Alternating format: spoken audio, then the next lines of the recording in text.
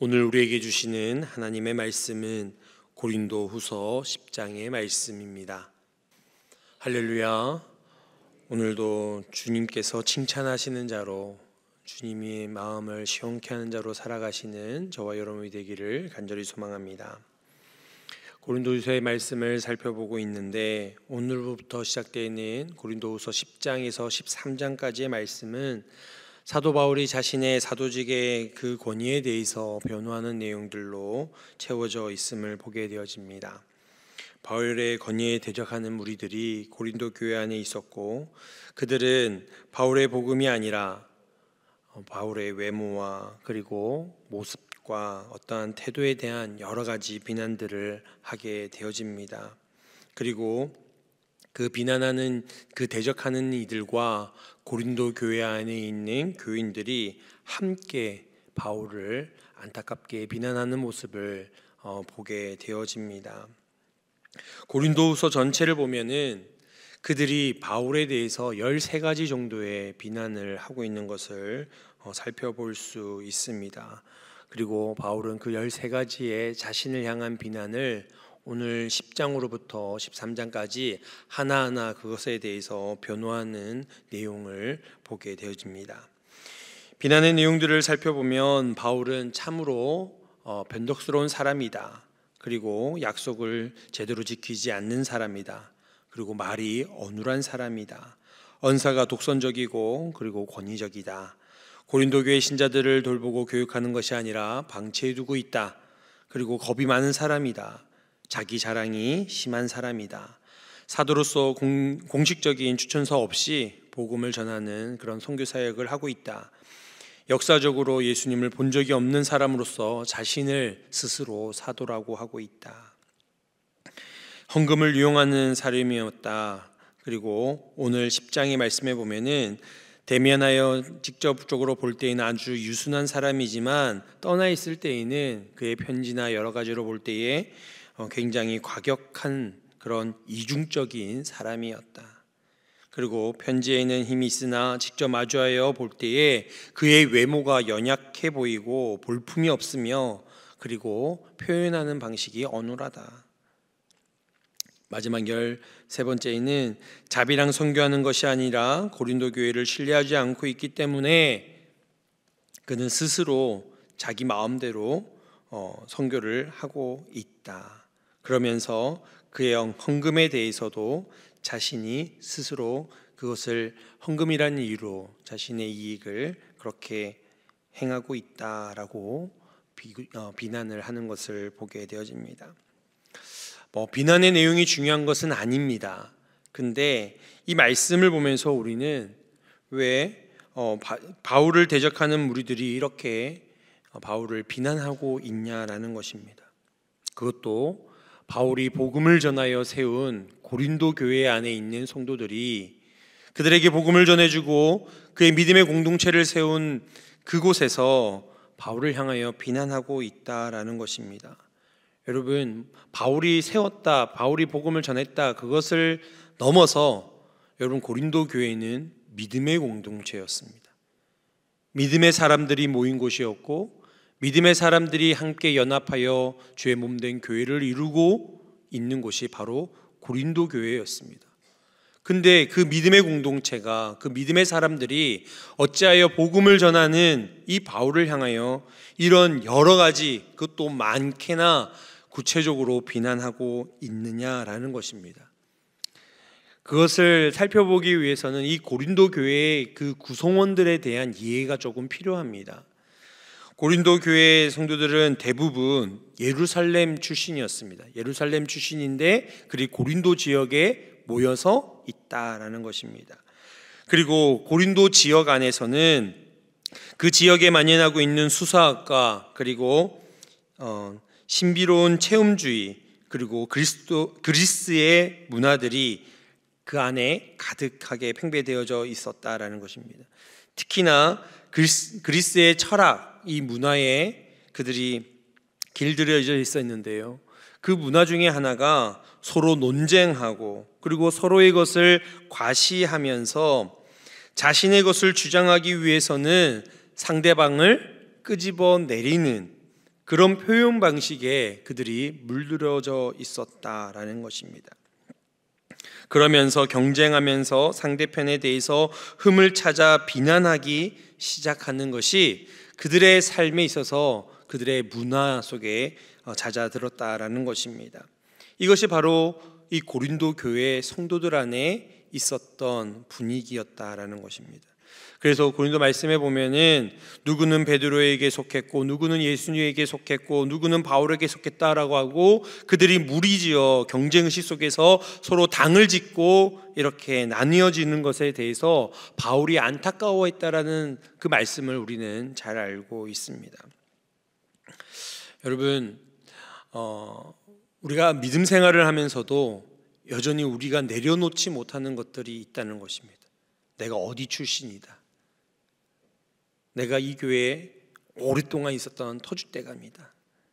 이런 여러 가지 의식들이 참 신앙생활하면서도 내려놓지 못하는 것 중에 하나였다라는 것입니다. 믿음 생활하면서도 여전히 내려놓지 못하는 것은 내가 가진 지식, 내가 가지고 있는 가치. 믿음 생활하면서도 이 시대에 구별된 자가 아니라 이 시대의 그 풍조에 휩쓸리는 것, 이 세대를 본받지 말아야 함에도 불구하고 여전히 믿음 생활한다면서도 믿음의 공동체를 이루었다라고 하면서도 이 세대의 구별됨이 아니라 여전히 이 세대를 본받는, 여러분 이러한 것이 이 고린도 교회 안에 있었다라는 것입니다. 그 결과가 무엇입니까? 바로 복음을 전하는 영적인 지도자를 비난하고 있다라는 사실입니다. 물론 바울이 비난받을 수도 있습니다. 비난받을 만한 일이 있으면 비난할 수 있겠지요. 그러나 오늘 본문 말씀에서 사도 바울이 이야기하는 것이 그것이 복음을 위한 것이 아님에 대한 것을 분명하게 밝히고 있습니다.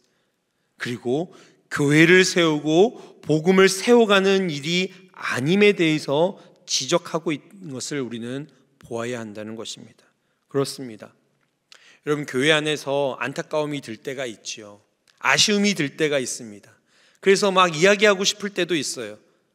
막 이것을 표현하고 싶을 때도 있습니다. 물론 그러한 이야기들이, 그러한 표현들이 교회를 더 교회답게 할 수 있는 것처럼 생각될 수도 있습니다. 그러나 여러분 그것이 진짜 복음을 세워가는 일인지 복음을 전하는 일인지 교회를 주의 몸된 교회로 든든하게 아름답게 세워가는 일인지를 우리는 깊이 생각하고 기도하고 표현할 수 있어야 된다라는 사실입니다. 여러분 사도 바울과 고린도 교회의 성도들의 차이점이 뭔지 아십니까? 여러분 바울이 예수 그리스도를 만나고 난 이후에 자신의 출신과 자신이 가지고 있는 지식과 자신이 그동안 누려왔던 모든 세상의 것들을 무엇으로 고백합니까?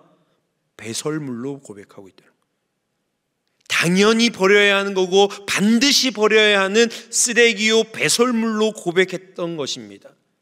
그러나 고린도 교회 성도들은 지금 어떻게 하고 있습니까? 지금 바울을 비난하고 있는 이들의 모습은 어떻습니까? 내가 예루살렘 출신인데, 내가 가지고 있는 지식이 어떠한데, 지금 이 시대의 철학이 어떠한데, 이들의 지금의 문화가 어떠한데, 이 교회 안에서 나의 위치가 어떠한데, 여러분 이것을 가지고 그들의 믿음의 공동체를 오히려 나뉘게 하고 있다라는 사실입니다.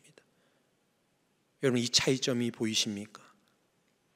저와 여러분이 고백하는 믿음의 공동체, 진짜 믿음, 교회가 교회되게 하고 교회가 주의 몸된 교회가 되게 하기 위해서 정말 필요한 것이 여러분 무엇이라고 생각하십니까? 저와 여러분은 믿음 안에서 우리가 내려놓아야 할 것, 우리가 버려야 될 것들을 구별하여 내려놓을 수 있는 자들이 되기를 간절히 소망합니다. 여러분 사도 바울은요 고린도후서 11장 15절 말씀에 이들을 향하여 뭐라고 표현하면 사탄의 일꾼이라 표현하고 있습니다. 굉장히 강력하게 표현하고 있다는 것입니다. 그들이 우리가 흔히 마귀짓 한다 이런 표현을 하시지요. 그들의 모습이 그러하다는 것입니다. 믿음으로 예수 그리스도를 나의 구주로 고백하면서도 여전히 세상의 가치, 세상의 그 기준들을 내려놓지 못한다면 오히려 사탄의 일꾼들, 마귀의 종노릇하게 되어지는 모습이다라는 것입니다. 저와 여러분이 이것을 깨어 들을 수 있기를 간절히 소망합니다. 바울은 교회를 세우기 위해 선교 사역을 하였고 복음 사역하는 일을 감당했습니다. 바울은 오직 이것이 자신의 목적이었고 자신이 이것을 위해 살고 죽는 것이 결정되어짐을 고백하고 있는 것입니다. 그럼에도 불구하고 자신의 복음을 듣고 교회를 이뤘다, 믿음의 공동체를 이뤘다는 고린도 교회의 성도들은 그 복음이 전해지는 데에 걸림돌이 되어지고 방해를 하고 교회를 하나 되어져 세워감에 불구하고 교회를 흐트러버리는 그런 사탄의 일꾼으로서의 모습을 보이고 있다라는 것입니다. 이들이 비난하는, 그 바울을 비난하는 내용들을 보면 복음과는 전혀 무관한, 전혀 상관없는 것들을 가지고 바울을 비난하고 있다라는 것입니다.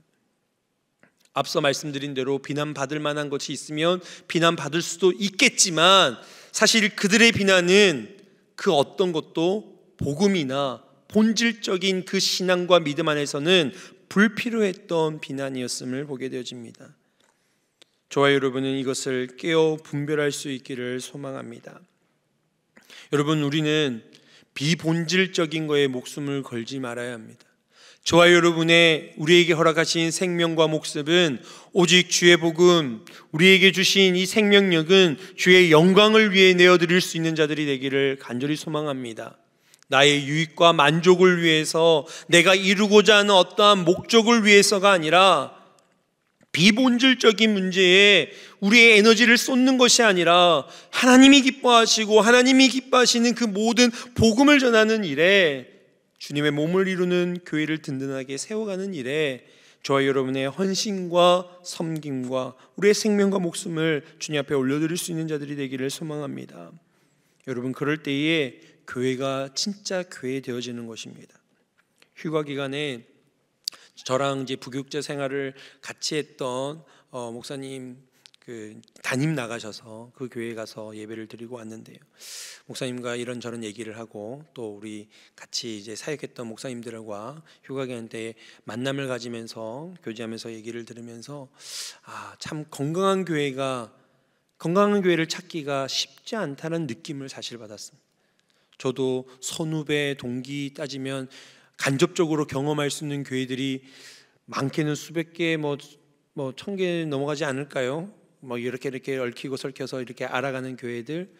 근데 어디 한 군데 참 그 교회 건강한 것 같아, 그 교회 정말 좋은 교회인 것 같아 라는 이야기가 들리지 않음이 굉장히 스스로 안타깝다라는 생각을 가졌었습니다. 우리 교회는 건강한 교회가 되기를 소망합니다. 우리 교회는 정말 좋은 소문나는 교회가 되기를 소망합니다.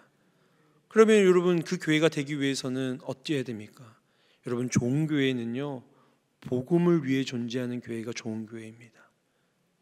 예수 그리스도의 생명을 전할 수 있는 교회가, 주의 복음을 선교하는 교회가, 전도하는 교회가, 주의 성품을 닮은 교회가 좋은 교회라는 사실입니다. 시스템이, 규모가, 환경이 좋은 교회가 좋은 교회가 아니라는 거죠.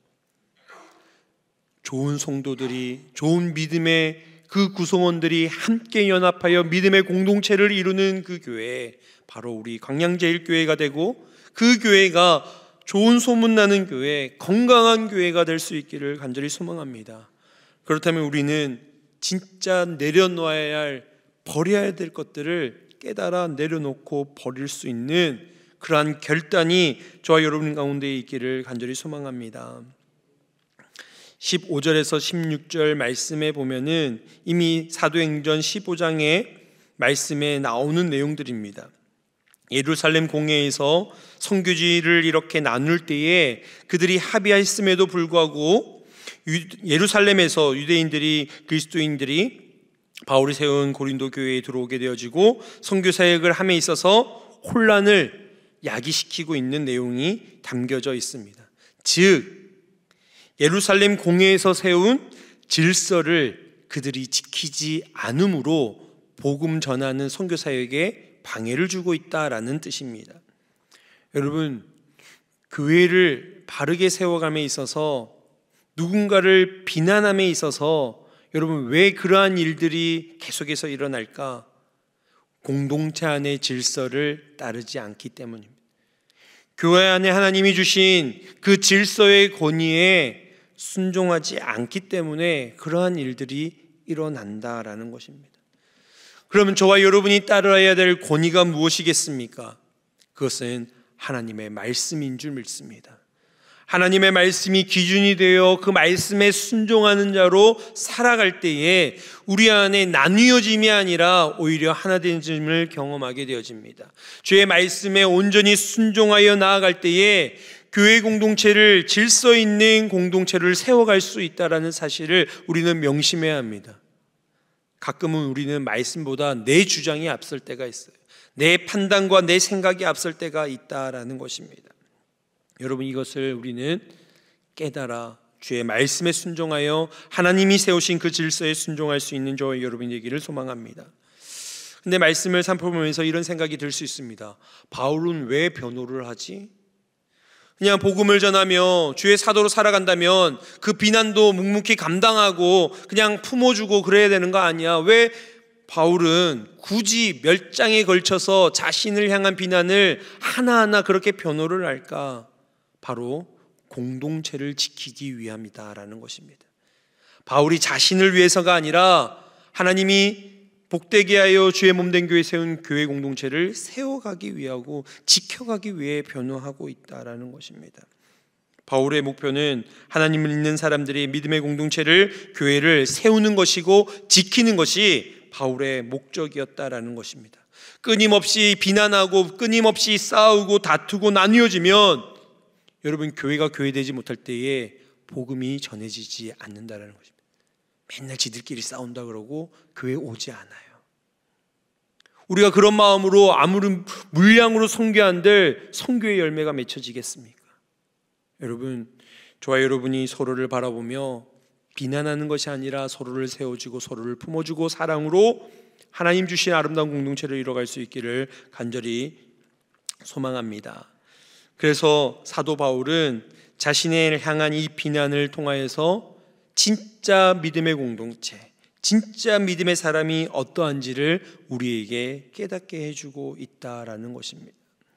저와 여러분이 오늘 말씀을 통해서 그냥 비난하지 말라는 것보다가 아니라 우리 마음 가운데 진짜 내가 버려야 될 것이 무엇인가, 내가 정말 믿는 자가 되기 위해서 어떤 결단을 해야 할 것인가, 주의 몸된 교회를 세워가기 위해서 나는 어떻게 해야 될 것인가, 그것을 돌아보아 우리가 이루고 있는 이 믿음의 공동체가 하나님 기뻐하시고 하나님 영광 드러내며 복음을 전하며 선교하며 하나님 앞에 귀하게 힘있게 쓰임받는 저와 여러분 우리 교회가 되기를 간절히 소망합니다.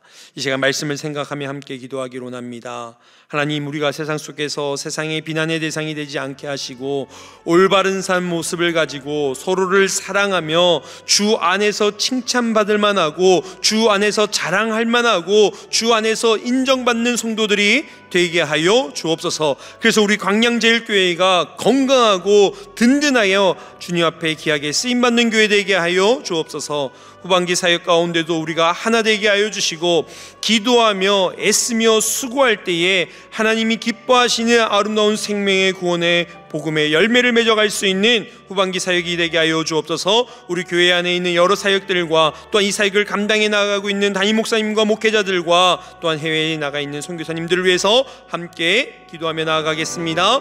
하나님 아버지, 감사합니다. 우리가 세상 가운데서 하나님의 자녀답게 살아가게 하여 주시고 주의 몸된 교회 믿음의 공동체를 이룰 때에 서로를 비난하며 아버지 하나님 서로를 깎아내리며 아버지 하나님 우리 안에 나누어짐과 다툼이 있는 것이 아니라 아버지 하나님의 사랑으로 하나 되게 하시고 주의 말씀이 기준이 되어 주의 말씀에 순종하여 서로의 모습과 삶 속에서 아버지 하나님 주님께 칭찬받을 만하고 주님의 자랑이 되어지고 주님 주님께 인정받을 만한 아버지 하나님 교회 될 수 있도록, 성도들 되어질 수 있도록 주님 역사하여 주시옵소서. 아버지 하나님, 우리의 모습을 돌아봅니다. 진정 우리가 내려놓아야 될 것, 우리가 버려야 될 것인지 무엇인지를 깨닫게 하시고 구별된 자가 되게 하여 주시고 진짜 믿는 성도 되게 하시고 하나님께서 기뻐하시는 아버지 하나님 주의 몸된 교회를 이뤄나갈 수 있는 우리 모두가 되게 하여 주시옵소서. 후반기 사역을 기도로 준비하는 가운데에 우리의 삶이 연합되어져 하나 되어져 주의 사랑을 품고 귀한 사역을 감당할 수 있게 하여 주시옵소서. 그리하여 성령이 충만하여 아버지 주시는 귀한 은혜가 아버지 하나님 이 교회 가운데 흘러넘쳐서 이 주변에 있는 많은 이들이 아버지 그 사역들을 통하여 주님 앞에 나오게 하시고 생명과 구원의 복음의 열매가 아름답게 맺혀지는 놀라운 역사들이 일어나게 하여 주시옵소서. 아버지 귀한 사역들을 우리에게 맡겨주셨습니다. 사역들을 감당함에 있어서 지치지 않게 하여 주시고 아버지 하나님 그 사역을 주의 마음을 시원케 하드리는 귀한 사역들 될 수 있도록 주님 축복하여 주옵소서. 이를 위해 세우신 하나님 목사님과 목회자들 또한 새해 나가인 선교하시는 선교사님들을 강권적으로 주의 성령으로 붙잡아 주셔서 하나님이 주신 귀한 사역들을 온전히 감당하게 하시고 아버지 하나님 주의 마음을 시원케 하는 주의 동들 되게 하여 주시옵소서. 그리하여 주인 몸된 교회가 정말 귀한 사역들을 감당하며 든든하게 세워져가 아버지 이 땅 가운데 좋은 소문나고 건강한 교회로 선한 영향력을 끼칠 수 있는 귀한 믿음의 공동체 될 수 있도록 역사하여 주시옵소서. 주님 감사합니다. 저희들을 주님을 믿는 주님의 자녀, 믿음의 공동체 되게 하시니 감사합니다. 우리의 모습을 보며 내 자신의 삶을 들여다보며 세상의 가치와 기준과 내 생각과 내가 알고 있는 것들 내려놓게 하시고 온전히 주의 말씀 붙들게 하시고 주의 말씀 속에서 하나님의 기준을 발견하게 하여 주시고 그리하여 서로를 사랑하며 격려하며 세워가며 주 안에서 칭찬받을 만하고 주 안에서 자랑할 만하고 주 안에서 인정받는 교회 성도들 되게 하여 주시옵소서. 그리하여 교회를 세워감에 복음을 증거함에 귀하게 붙들려 쓰임받는 우리 교회 되게 하여 주옵소서. 우리 후반기 사역이 그렇게 되기를 소망합니다. 많은 사역의 자리 가운데에 많은 영혼들, 많은 사람들 보내주셔서 그 가운데에 은혜가 넘치게 하시고 성령의 충만함을 경험하게 하여 주셔서 아버지 하나님 이 지역 가운데에 주의 살아계심을 증거하여 주님 기대하시는 놀라운 구원과 생명의 복음의 열매가 맺혀지는 후반기 사역들 되게 하여 주옵소서. 많은 교회 사역들 주의 뜻 가운데 이루어지게 하여 주시고 이 사역을 위하여 세우신 담임 목사님과 목회자들 또한 해외 나가 계신 선교사님들 강권적으로 주님 붙잡아 주셔서 주의 귀한 종들 주의 뜻을 이뤄가게 하여 주시고 주의 마음을 시원케 하여 주시고 교회를 교회되게 하여 주시고 하나님의 나라를 확장해 나가며 복음의 귀한 사역자들로 쓰임받게 하여 주옵소서. 오늘도 주님의 말씀에 순종하여 다시금 자신의 삶을 돌아보며 하나님의 몸된 교회를 귀하게 세워가기 위해 모인 성도들 주님 축복하여 주시고 오늘도 말씀 붙들고 기도하며 나아갈 때에 주님 들어 응답하여 주옵소서. 함께하여 주실 줄 믿고 감사드리며 예수님의 이름으로 기도드리옵나이다. 아멘.